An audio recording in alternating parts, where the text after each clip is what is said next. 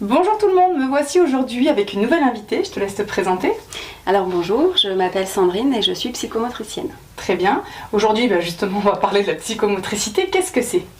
Alors la psychomotricité est une profession paramédicale qui permet de rééduquer certains problèmes liés au développement psychomoteur de la personne. Comme lesquels par exemple? Alors, le bilan psychomoteur permet d'évaluer certaines difficultés, voire certains potentiels. Oui. Au niveau donc moteur, on parle de motricité globale, on parle de motricité fine, mais aussi pour d'autres compétences comme la latéralisation, le fait de pouvoir choisir un côté dominant, tout ce qui va être en lien également avec l'espace, avec le temps, avec le graphisme aussi beaucoup, et d'autres problèmes ou questionnements autour par exemple de la sensorialité ou du tonus. Très bien. J'imagine que tu accompagnes peut-être principalement des enfants dans le cadre scolaire, parce que c'est peut-être à ce moment-là où on se rend compte que l'enfant n'écrit pas sur les lignes, où il ne fait pas la différence entre la droite et la gauche. Qu'est-ce que tu peux en penser? Alors moi, oui.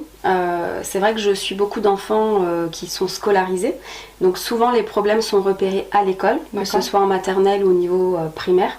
Mais le psychomotricien peut vraiment intervenir auprès d'enfants nouveau-nés jusqu'à la personne âgée.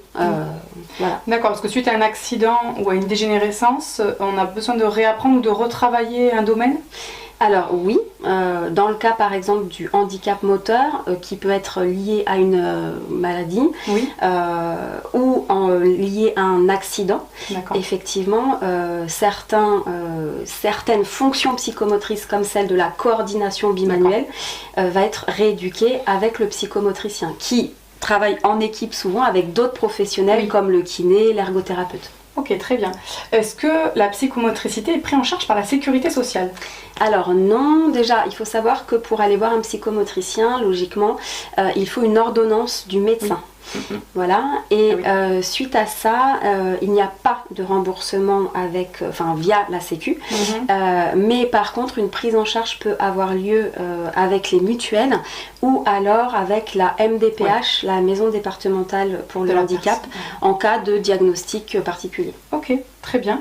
À peu près combien de séances on doit faire pour voir un début de résultat? J'imagine que tu vas me dire ça dépend complètement du trouble, mais en moyenne les gens partent sur 10 séances, 20 séances? Alors c'est vrai que ça dépend énormément de ce qu'on va rééduquer. J'ai envie de dire que par exemple pour des choses plutôt fonctionnelles du style manipuler les couverts ou du graphisme, ça peut être rapide. Alors rapide dans la tête des parents des fois c'est très rapide, mais en général voilà, il faut quelques séances, peut-être je sais pas, je dirais 10-20 séances. Voilà.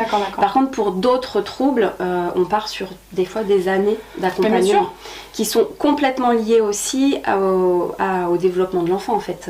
Voilà, à 6 ans on ne fait pas les mêmes choses qu'à 10 ans et donc du coup ça se comprend qu'il y ait des objectifs différents.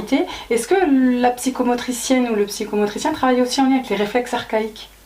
Oui, alors il faut par contre une formation pour ça. Moi personnellement je ne suis pas formée aux réflexes archaïques, mais effectivement c'est très intéressant de pouvoir faire le lien entre des fonctions par exemple comme je ne sais pas, il y a des choses dans le graphisme tout ce que tu me racontes là, ce que je vois c'est en lien avec des fois bloquent parce qu'un réflexe archaïque n'est pas bien intégré et qui du coup peut aller trouver vraiment sa source au niveau du réflexe. Bon, on pourrait suggérer que les écoles de psychomotes s'intéressent un peu plus aux réflexes archaïques peut-être. Oui, il y a plein de choses, il y a vraiment plein de choses et après je pense que chaque psychomotricien va aller un petit peu creuser dans les domaines de son choix. Bien sûr. Voilà. Mais les réflexes archaïques, par contre, on n'est pas obligé d'être psychomotricien pour être formé aux réflexes archaïques. Je confirme. Ok, très bien. Je te remercie infiniment pour cet éclairage. Merci à vous de nous avoir écoutés. On vous dit à bientôt. Au revoir.